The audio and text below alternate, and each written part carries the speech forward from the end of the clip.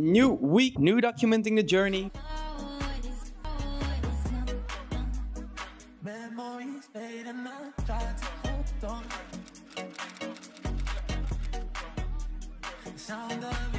On this channel, I document my journey building my e-commerce brand, Exchange Life, from 0 to 10 million a year. We sell custom jewelry, and in the first part of this video, I will talk all about the brand, how I'm scaling it, what is going right, what is going wrong. It's relevant for anyone into e-commerce. And the second part will be about my life outside of the brand, lifestyle, personal development, and other things like that. So arguably more important than making money. So this is relevant for any young person trying to build cool shit. So yeah, let's get into it.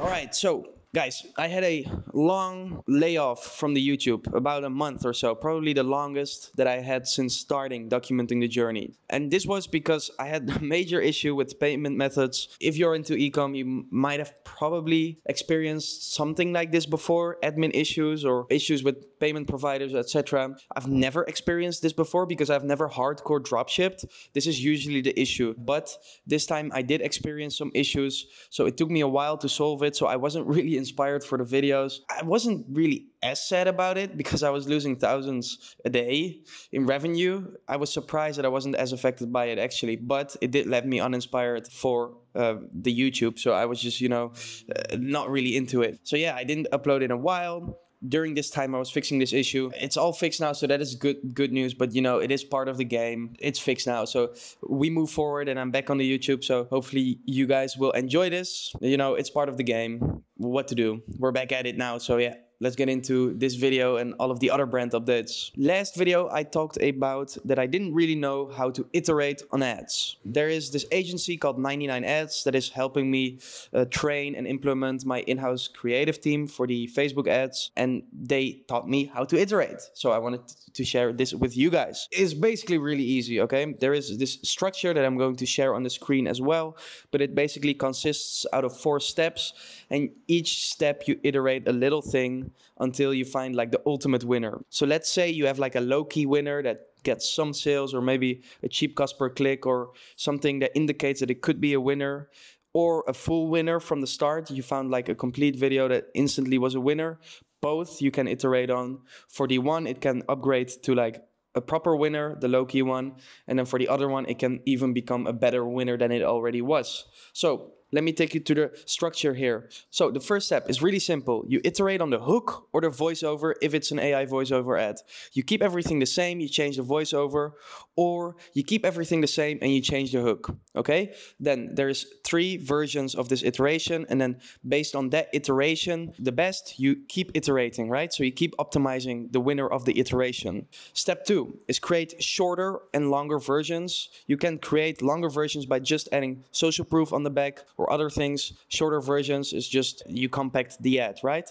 That is the second step, to find like the ideal length. What do you want in there and what do you not want in there? And then the third step is having the winner from the first 2 steps. So you can also, if it's, for example, a voiceover, initially you can first test the hook, then test the voiceover, then test the length, and then step 3, and then it's step 4, you could test different creators, just recreating that ultimate winner.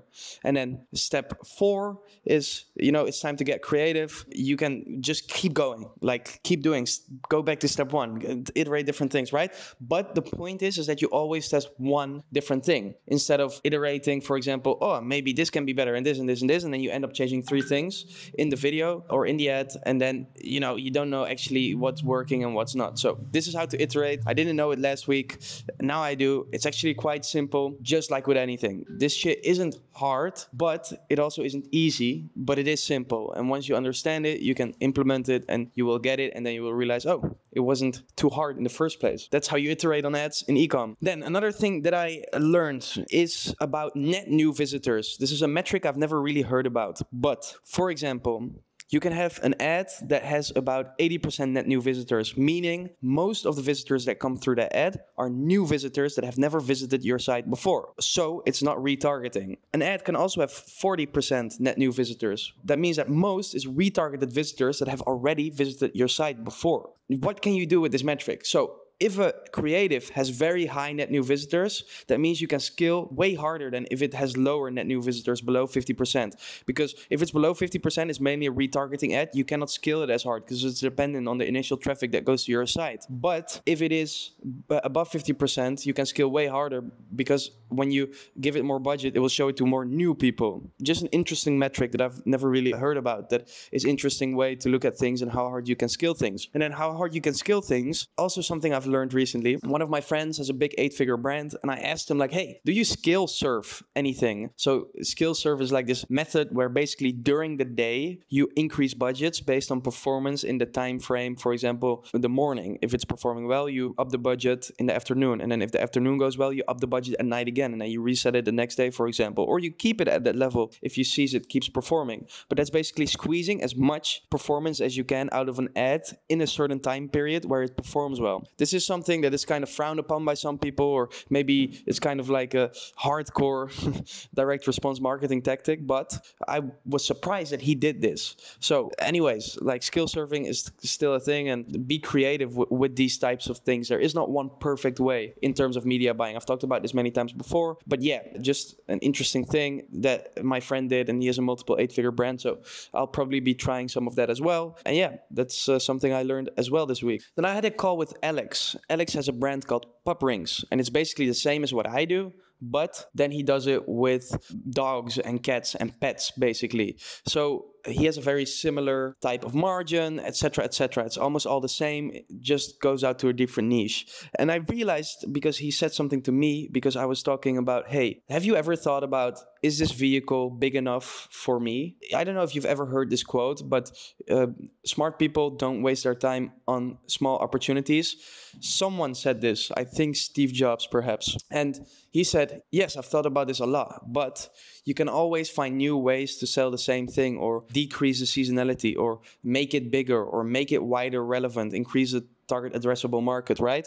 So what he said basically is, we found out this summer that selling to boyfriends that buy for their girlfriends is a huge angle that made it less seasonal for us. So something I need to do more. I need to advertise more towards guys that sell to their girlfriends, because again, it's basically the same type of product you can buy for your girlfriend. We even have a long distance collection. So this should be already something we're doing, but we're not doing enough. Something that, you know, looking into and seeing how we can do.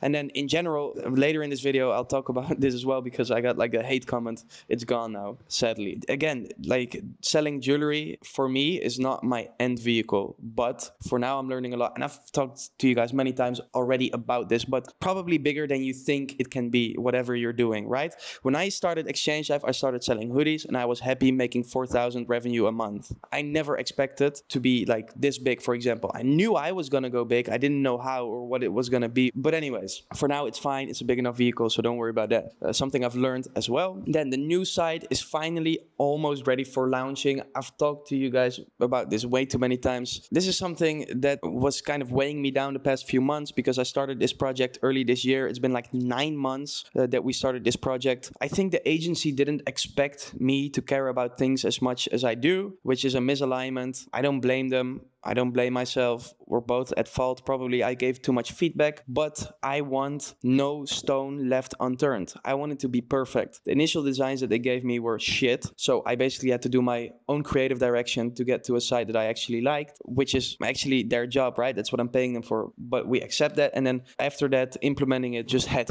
huge delays. After it was functional, I had feedback for many things, because I don't want any stone left unturned. So I even care about how the opening of the pop-up of the reviews look, right? Like everything must be perfect. I don't know if this is the right thing, yes or no. I am really happy with how it turned out. And I've talked to you guys many times about this before. I think perfectionism isn't necessarily bad, but it is in some ways if it holds you back, right? But in other ways, when somebody says like, this brand gets it, I think that's a result of the brand caring about the details and having thought about everything. And initially, when you look at it, you cannot really put a hand on why they get it. But if you look at things long enough, you're like, everything everything makes sense and works. That's why they get it. I do this with my videos. I do this with my brand. Like, everything needs to make sense. If you do that over a long enough period of time, you're just going to be the one with what you're doing. So that is why I really care about it. And it did turn out really well. I'll put up a little preview here. It looks super cool. It's probably one of the best sites I know in this space. Everything works very well.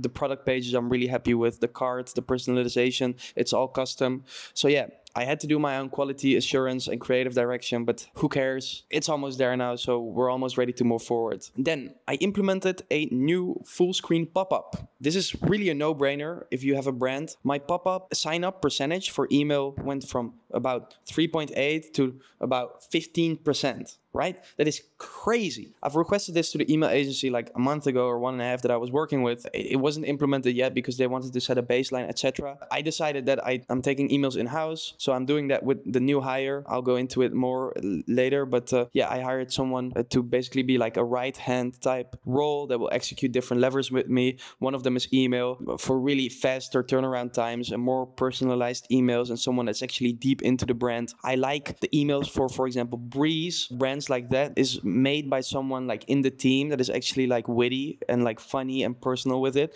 So I'm going to take the same approach for our email strategy. So we're taking that in-house, and then also I can move way quicker. So I instantly launched the new pop-up. Yeah, it's working way better in terms of sign-up rates, but does that also mean that profit per visitor is higher, which probably matters the most? I don't know. This is not a metric I can track yet. It's done through Alia. You can go to the description. Great guys, young guys, hustlers, making something work, and they helped me very well with getting the email pop-up going and shit. But yeah, we'll see that, because if the sign-up rate is way higher and they have an automatic applied discount on there, means also that people are buying way more with a discount, which might mean that the overall profit per visitor is lower. But it might also not mean that, because more people buy, conversion rate is higher, and profit per visitor is still higher. So yeah, let's see how that goes. Still, the goal to get my email marketing up, it remains, because the campaigns can be stepped up before what we did, but also what we did with the agency. And then the flows, we're gonna redesign them a bit as well, and really just make sure that everything is fucking dialed there together with him, the new hire. I'm just gonna look at what my friend does. My friend has like a multiple 8-figure brand, and I'm just gonna go in his fucking Klaviyo and copy every flow that he has, the triggers, the time delays, and then set up a similar structure to the email marketing, etc. So yeah, let's see how that goes. So I tweeted about finding agencies for photo shoots in China. There was this guy that tweeted about this. This guy is actually also going to be at the event I'm going to later here in Croatia.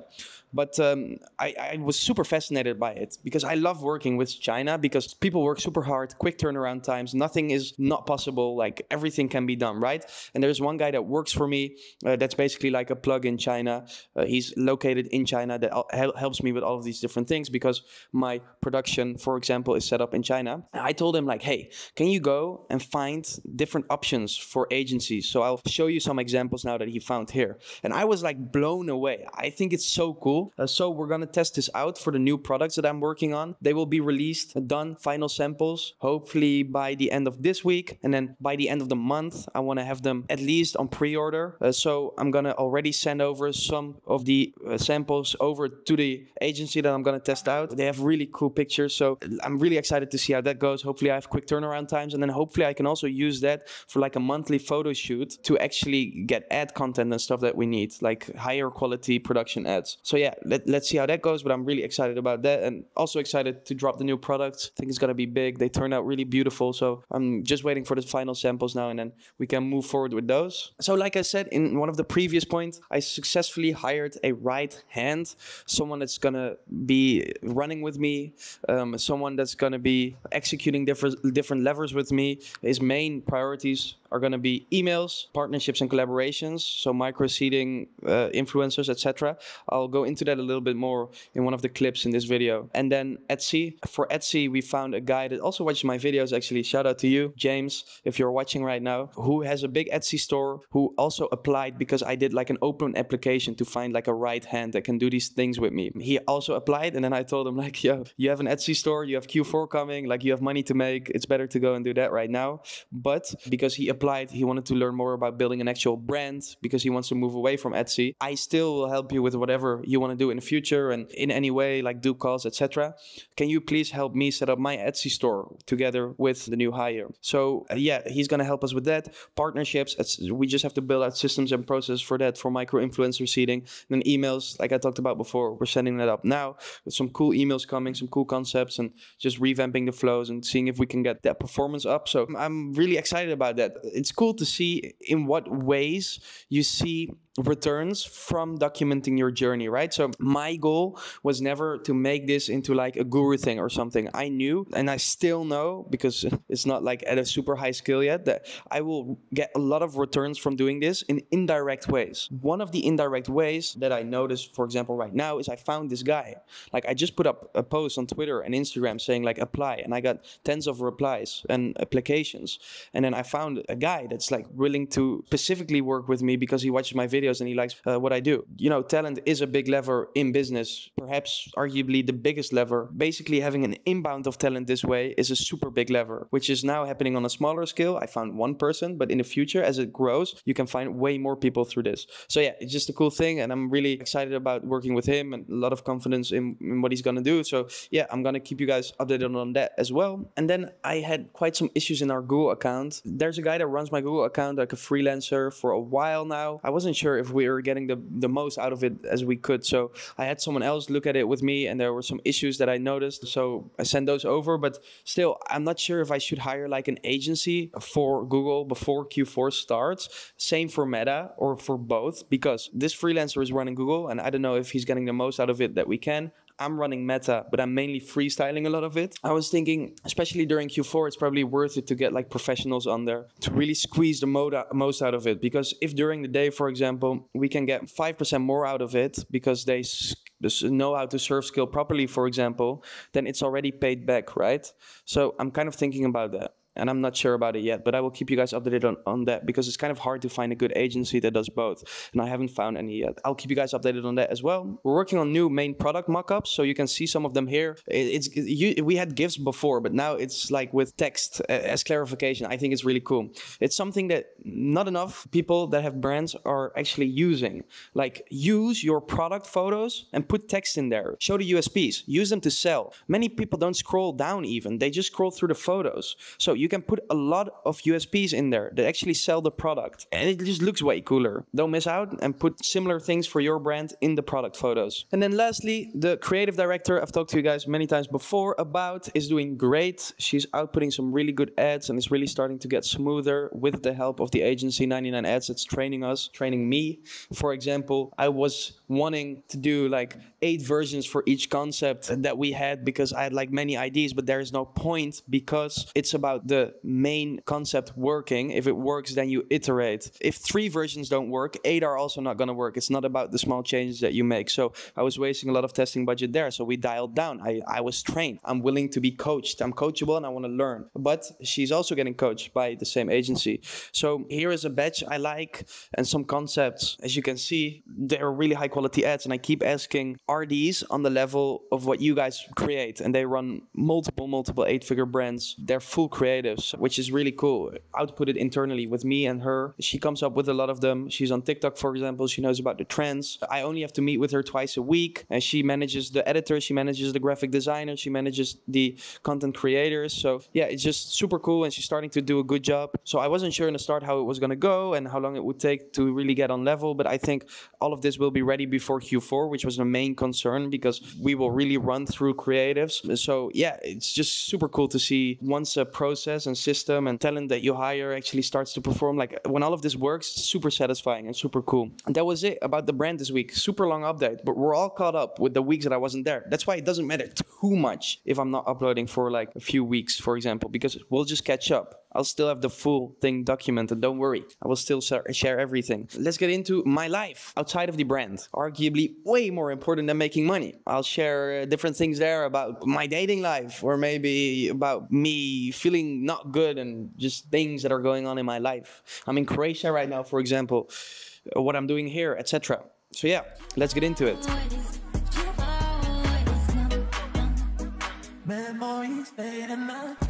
cruising around Denmark in the Tesla. What a nice little country Denmark is. It's very similar to the Netherlands actually. But yeah, it's been a while. I have not recorded a lot. It's been like 3 weeks since I posted the last video. And in those 3 weeks, I barely recorded any clips. I'm back at it now. I had some issues with the brand, some things that were administrative that needed to be taken care of, issues that I couldn't solve by me taking action, which for me, problems are usually not a problem because I execute and I solve them. But for some like administrative things, the only thing you can do is wait and do nothing. And wait for other people to confirm certain things. So yeah, that took kind of a lot of my mental space, and so I just wasn't as, inspired to record the videos. But we're back now. I'm visiting my friend here in Denmark. Yeah, nice little country, like I said. And one thing that I did learn in the past month, in the past like 3 weeks where I didn't talk to you guys, because now I have some updates to share again, so it doesn't really matter, right? Even if I don't post for 3 weeks, I can still, again, after those 3 weeks, share everything that happened in that 3 weeks, and then we're, still documenting everything. So I had some issues with payments on Shopify stores, and if you do ecom, you probably have experienced some issues before with payment. So I was unable to process certain payments for like 3 weeks, which meant that my conversion rate just fucking died. It like halved, which meant that I was losing money every day, which meant that, it wasn't optimal, right? But what I learned here is that I am pretty detached to the outcome. And I was aware that I wasn't as attached to like making money, etc. yet. But in this period, I noticed it specifically because, it was happening and I didn't have much to say and I wasn't recording clips, and maybe that was, in the back of my head the whole time, like, why isn't this solved yet? But I wasn't like completely, my day was still the same. I didn't care as much, like, yeah, I'll solve it again, like I solve everything and it'll be all right. I just couldn't move forward because I was in a standing point where that was the main issue to solve. But it wasn't like draining me, or like I was just like, whatever, I'm losing money every day, it will end, like this will be over. Which, also in good periods, it's also like, nice, I'm making a lot of money now, it will also be over. Like, it comes and goes. Like, I'm not as attached to the outcome, and my making money will go up if you look at a yearly thing. But for example, in seasons for the brand specifically, sometimes it goes down, sometimes this go up, and I'm like, this will pass, this shall pass, this shall pass. I don't really care, which was interesting for me because, yeah, I think that's a good thing. I'm just in it for the love of creating things and to improve. Like I talked to you guys many times before, but the actual outcome of how much money I make doesn't matter as much to me. So yeah, that's something that I've noticed in these past few weeks, and I'm gonna get a burger now here and do a meeting, and yeah, let's get back to it, guys. Denmark is nice. It's very neutral though. Just like the Netherlands, everything is good. It's very European. I was thinking it's more European here than it's Scandinavian, and I don't know because I've never been in Norway, but I feel like it's very like Germany-esque. But it's cool to see here. I'm trying to see some more places on my travels instead of just hiding away in my room on a table working. But yeah, it's nice. Good layover here, and then tomorrow we're off to Split. I'm struggling a lot right now with these videos. God damn, why? But it's a fucking struggle and it's so fucking annoying. The vision is there of the videos to do it every week, but there is so much friction to making these videos. If it was just doing this and that's it, my life would be so good. I could be pumping out a video every fucking week. Easy game. But then there's so much shit that comes with it. I know that every clip I record is like 5 times the time. It requires 5 times as much time to actually get it online, which is so fucking frustrating. And I'm on the 3rd editor now, and they seem to get it more already. But still, like for this week's video, we had a week delayed because at first they just completely made a different style. Then I said, just look at the last video, and then there's revisions for this one, and then, yeah, I don't know, it's a fucking struggle because now, for example, I want to upload it, but the audio isn't enhanced, so you hear all types of shit in the background, and I'm trying to enhance the audio. nothing is working. It's doing this fucking YouTube thing is not easy, you know. It's simple, but it's not easy. Just like with most things, I want to get to a point real quick where I just have to do this, and then I could easily pump out a video a week if I just have to press play, record, upload this type of this footage somewhere, and then somebody else does the rest. But that somebody else probably has to be maybe this editor if they get good, and not like my last resort is to find someone through my YouTube already that watches me, that's like involved with the story already, that really cares about it. But yeah, I'm fucking done with this shit. I've not uploaded in fucking 3 weeks, which is such an amateur job. The past month didn't go as planned in general, but yeah, let's see. I'll just delay it another day and upload this shit tomorrow. Then it's a Monday and we need to get back to it, I guess. The last video was posted a month ago. That is fucking sad. Here's my little hotel room in Copenhagen. This little piece of shit costed me fucking $150 a night. Like, what's going on here? It's not even that nice. I mean, the city is nice, don't get me wrong, but there's nothing $150 a night for a fucking closet type nice. I'm not in Dubai or something. I guess this city has culture. I don't know. I was walking around through it the whole day today, and it's actually very pretty. It's like Amsterdam vibes, but yeah, just here for one day, and then I'm fucking off. But I did watch UFC today, but the video is going completely wrong, so yeah. Okay, I found this spot here, and I wanted to share something. Something Virgil said, Virgil Abloh. And you might not expect or realize or know, but it's one of the biggest inspirations for me. And there is this photo here, I will put it on screen. Details mean everything. I try to focus on the details people don't see at first, but realize later on. It's the small moments that can change everything. Okay, so I have this theory in general about like details and people or things that get it. For example, you might say sometimes this person gets it, or this thing just makes sense, or this brand just understands it. And it's hard to put a grasp on why. It's a gut feeling. It's not something that you can point out. That is why it's him, something gets it, right? But I think that lies in the details that you don't recognize because you haven't spent hours looking at it. And you could recognize them when spending hours looking at it, but you don't. But when you just look at it, it makes sense. Same thing goes for everything that I do. I put a lot of emphasis on this. You might not realize because these videos just look like simple, you know, documenting the journey videos, but shit needs to make sense. I want this to be a certain way. I want this to be another way. I want that to be another way. And you as a viewer look at it and you don't realize these things, but maybe, and I hope that you think he gets it. For me, this is very important. So for me, it's always a struggle to find people that care as much as you do without having to go back and forth a lot, because I want the details to be good. I don't want my video to come online with audio that's fucked up. I don't want this, I don't want that, right?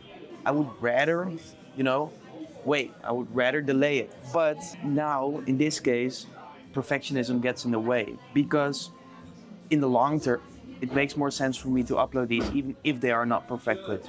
Or do they? That's the question, right? Anyways, for me it's very important, which is also why the new site is hugely delayed, because there were so many different things that weren't good or weren't perfected.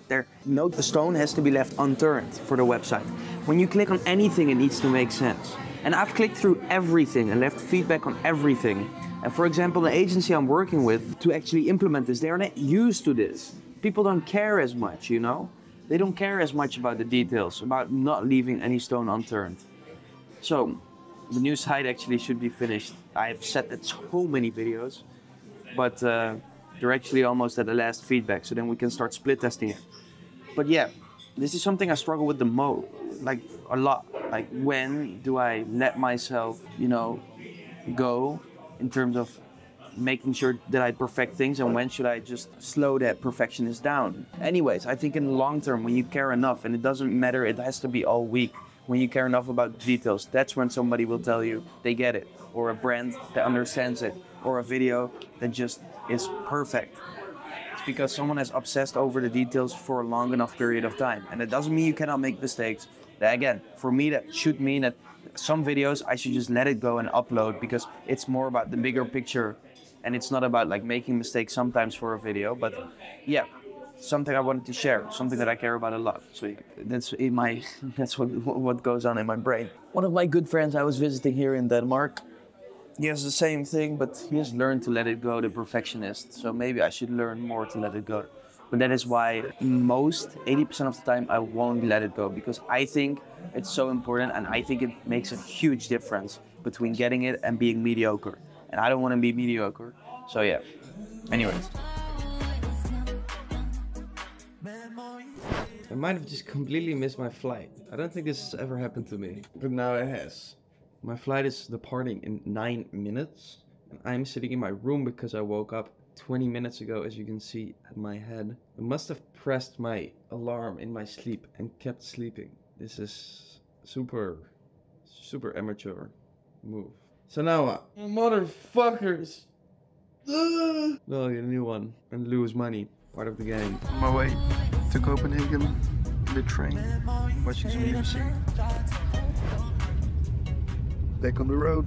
I'll be a day in Copenhagen just to explore, and then tomorrow we'll go early to Split. I'm gonna go there by myself for a few days, lock in, and then we have a sick event on a boat. So my friend is joining me in Split after a few days, but for now I'm just gonna lock in there, do some work, because the boat will be a big send, I think. I'm not gonna work a lot, so it will be a good preparation.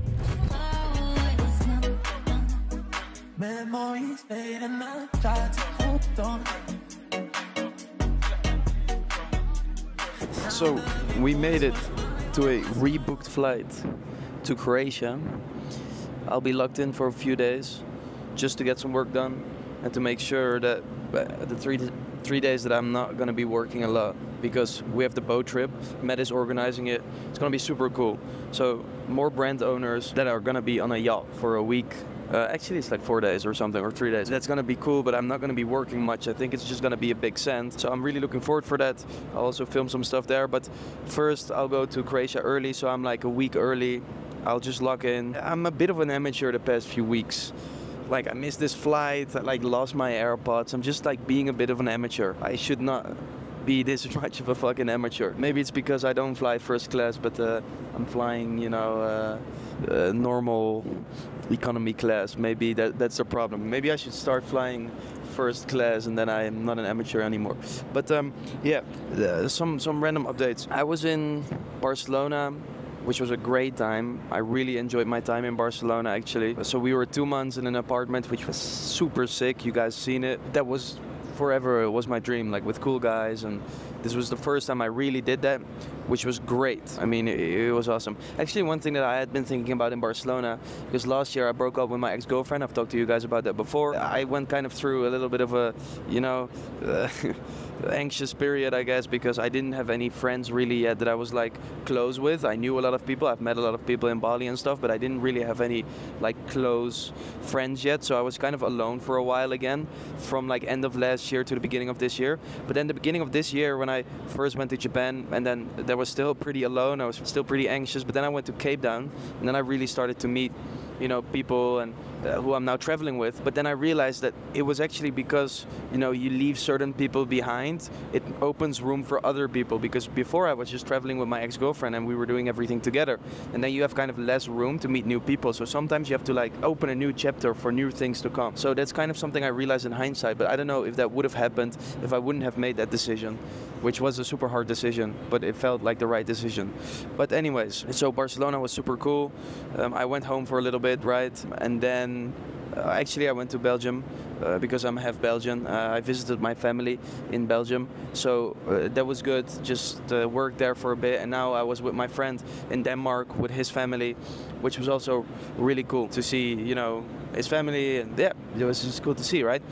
So now I'm going to Croatia, and one thing I wanted to talk about here now is that In Barcelona, there was these two guys living in the house. One who also has a very big brand, very cool guy. It was really a coincidence that we were staying in the same building, because some of my friends already knew them and they didn't talk about it before. But end of 20s, they were in. And I think the brand that he had was multiple 8 figures, and he was just like a machine. The guy was a machine in like fitness and work and everything. And then we went out to a dinner once, and like he was telling like fun party stories. And one thing I realized is that I want to be more extreme. So I think I've always been quite extreme, but sometimes I'm like half doing things. I talked about this in the last video where I'm like on my phone or working and doing multiple things at the same time. This doesn't work for me. I want to be more extreme. So for example, when I'm working, I'm locked in for a few hours. Then I'll go out and actually like enjoy something or walk around without my phone. Then if I need to do something on my phone, then I'll do that on my phone. But I want to be more extreme. Then when I party, I want to fucking go out, which is what we did last few times in Barcelona. But not like half partying, like half drinking, for example. It might as well not drink. Like either do something very well or not do it at all. So that is something I realized by meeting him, because he was doing everything very extreme. Waking up every morning at 6 a.m., going running, very, and I'm like, dude, this is kind of the way to live. Like he's a machine. He also has a lot of fucking fun, like the stories that he was telling. So yeah, it's just something I realized I want to lean into more, because I kind of feel like sometimes I'm leaning out of that while I'm naturally there. So I want to lean more into that. Another story here that I wanted to share. I posted last week on my Instagram story that I'm looking to hire, and I put like an open application there. So if you want to work with Exchange Live with me, then make sure to respond on that application. But I made like an open application because I think I'm at a point now where people have watched me or like actually care about like my videos and what I'm doing. I can probably find some like talent here that actually wants to run for me because they've been watching my videos and they really want to work for me specifically, because I don't know, you know, I had this thing for people I looked up to, and I know that if they were able to hire me back then, it would have been very valuable for their business. So I want to kind of learn from that they didn't do that, I want to do that for my audience. So I put like an application up there for like a right-hand type role that's basically gonna implement different things with me and execute. For example, on emails, because I fired the email agency, I need to be on Etsy. I need to be do more micro-influencers and partnerships, some team page partnerships and micro-influencing seeding. But I don't have time to execute all of these things. My to-do list is endless. So I wanted to hire someone like this with a relatively low base salary, but upside in terms of when we sell the business, they can get part of the business, because then they want to run with me to the end. And it's not about the base salary. If you average the percentage that they would get on like selling the business, it would still be worth it short term. But the idea is more that you will learn long term with me, and that I will then after that, so after like a year or so, help you launch your own business if I'm gonna sell it at all, which is the question. I found a super cool guy, really chill. He's starting today, so I'm really excited about that. But it shows another thing that these videos bring is like an inbound of talent. I only have 3,500 subscribers now, and finding the right hire for this role can be big because it's super high leverage. He will be executing levers for the brand with me instead of like just outsourcing like customer service in terms of systems and processes like to a VA. This person will actually help bring more revenue to the brand. So this could be a big thing for the brand, which comes through the videos, which is super cool, I think. So let's see how that will go. I'm very excited about that. I'll go more into detail, or I have already gone more into detail in the brand update in the first part of this video, but I just wanted to share kind of the thoughts behind that. So I now also put like an open application in the story. Make sure to go there if you think you can contribute to Exchange Live, and I'm always open to see your ideas and what you think we should do. And yeah, maybe you can find some more cool people in there. For now, the flight is like another hour and then we land in Croatia.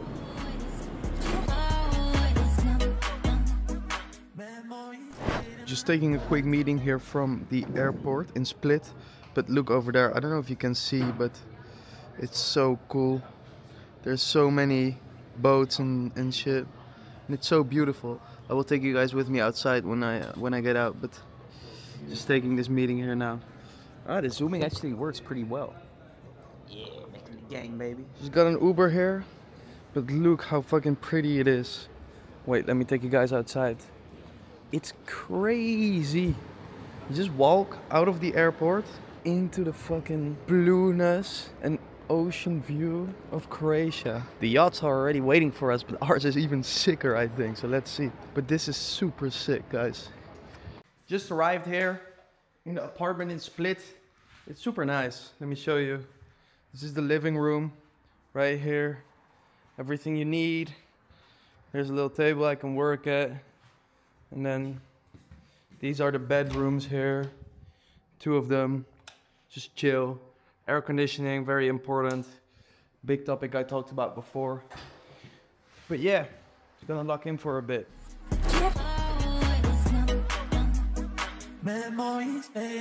Alright, so it's 5 p.m. I haven't eaten yet because I'm working on some exciting things, which is blurred. Haha, you cannot see it yet.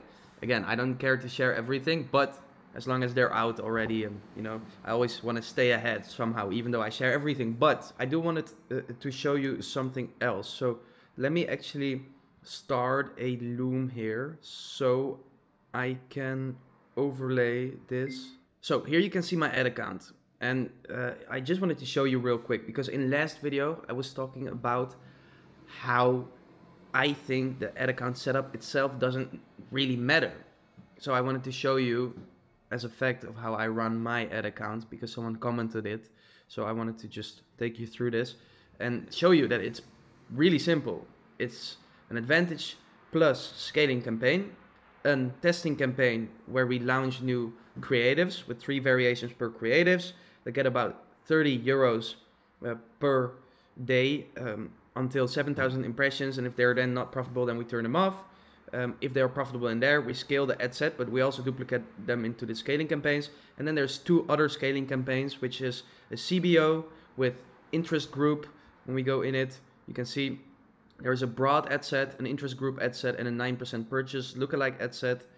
And then there is another Advantage Plus campaign, because there is some, I've talked about this many times before, some creatives for us that get most of the spend when I even introduce new creatives, which means that I think they don't get the chance that they deserve in terms of spend. So I duplicated that campaign and removed those main spenders to see if then, basically because the budget cannot go to them, the new winning creatives in the testing ad sets can actually get a chance to get budget in scaling campaign. So I'm recently testing this.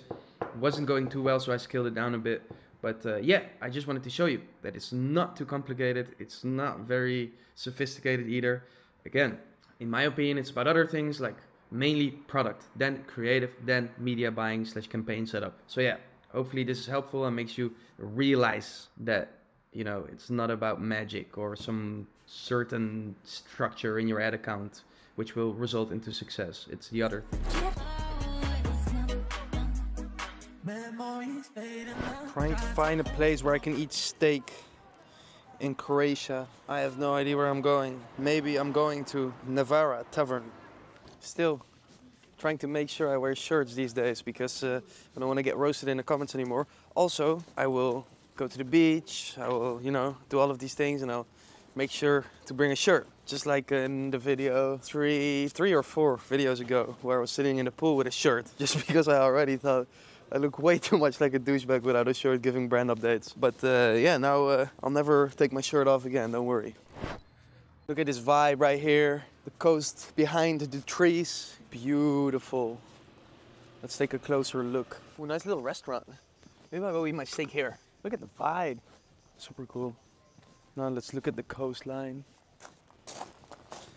What a vibe. You know, it kind of reminds me a little bit of Cape Town actually, with the mountains in the back. Super pretty. Those islands we're all gonna explore in the next few weeks. Let's see. They have steaks. So let's have some steak here in this cool little place. It looks so vibey. Hopefully the food is good as well.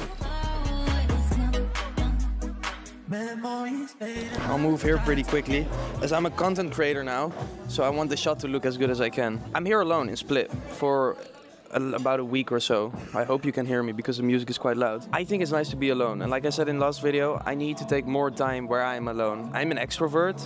I want to spend 80% of my time with other people, but I think it's good to take a week here and there where I'm just alone. Maybe if we don't have any travel plans, like I should go somewhere alone for a bit, like this here in Split. You know, I go out to eat by myself, I'm just chilling, I'm working all day, I'm locked in, I'm going to the gym, and it's just, you know, it resets my priorities a little bit, because I realized, for example, when I'm not alone, also when I'm with other people, it's hard for me to do the things that are not required or necessary. For example, to read, or I like to learn about history, so listening to history podcasts. All of this stuff isn't like required, right? You do this when you have time to reflect and think and to ponder.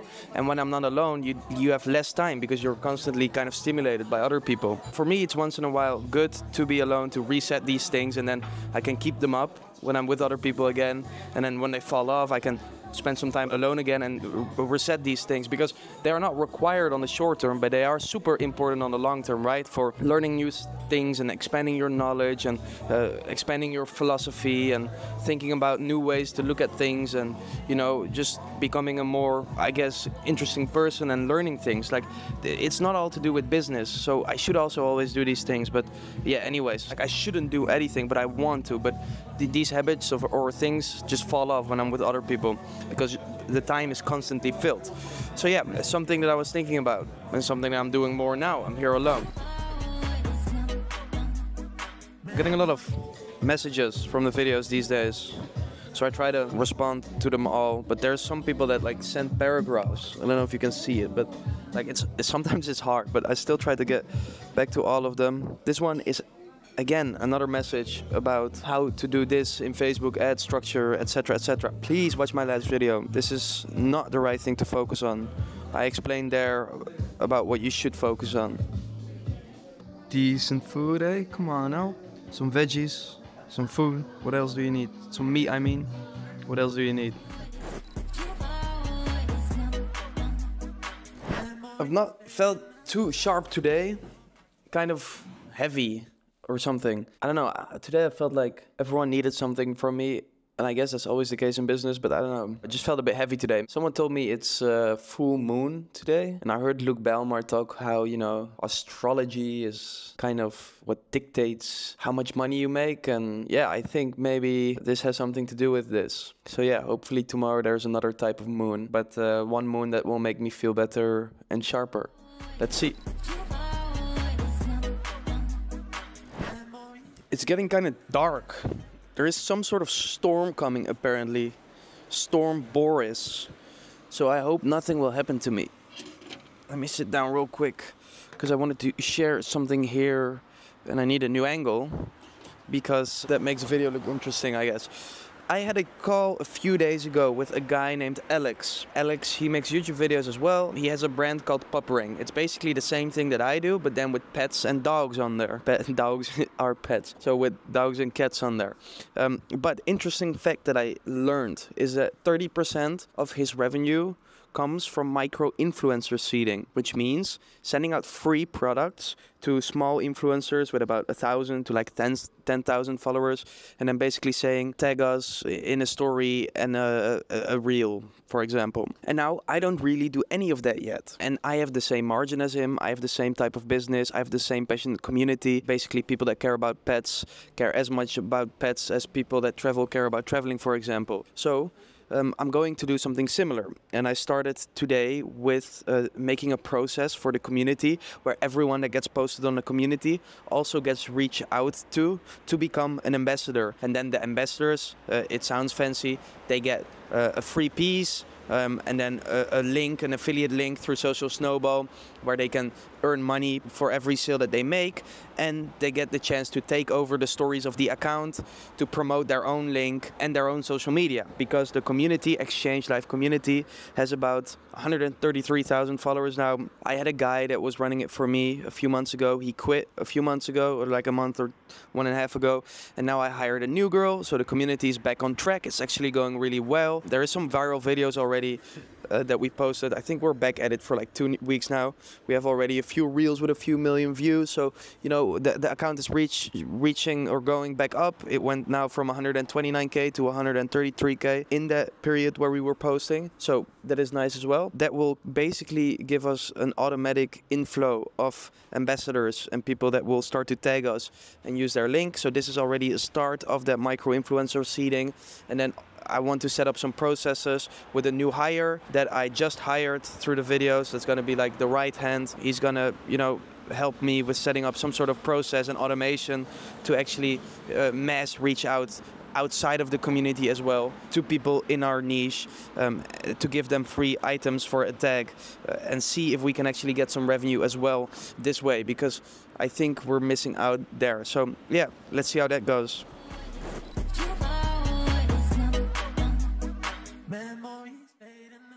Yo, there was this mega hate comment on my last video. I wanted to talk about it because it was funny, but it's gone. I must have gone too hard on him in the response. Actually, I just said, "You don't get it, bro." He was basically saying, "What a sad existence, optimizing ads for Karens, locked up in your room all day." And I cannot really disagree with him, you know? But he still doesn't get it, because I'm not gonna be locked up in my room optimizing ads for Karens all my life. But I do need to make it out. You know what I'm saying? It's just my way to make it out. My way to make it out, my way to get started, make some money, and then onto bigger things. Onto things that leave a positive impact, up to things that change people's lives, etc. Like, bruv, I'm not gonna be selling custom jewelry to girls all my life. Don't worry about that. I agree with you. It's not the it's not the most meaningful existence, but you do, you know, gotta make it out. I do believe that you first should put yourself safe, put the people you care about safe, and then, you know, move on to bigger things and better things. And it's also a vehicle for me to document and inspire others in the start. So yeah, that's why he just doesn't get it. It's the only thing I responded, but he deleted his comment. I would never, maybe I would delete some hate comments actually, but I don't think I've ever really deleted a comment. Maybe I have, I'm trying to think. But I probably have, but like I try to leave them on and like just respond to them. But yeah. Let's go on out.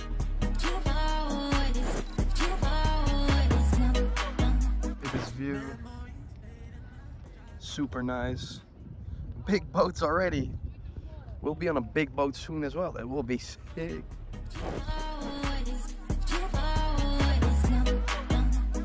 Memories fade and I try to hold on. The sound of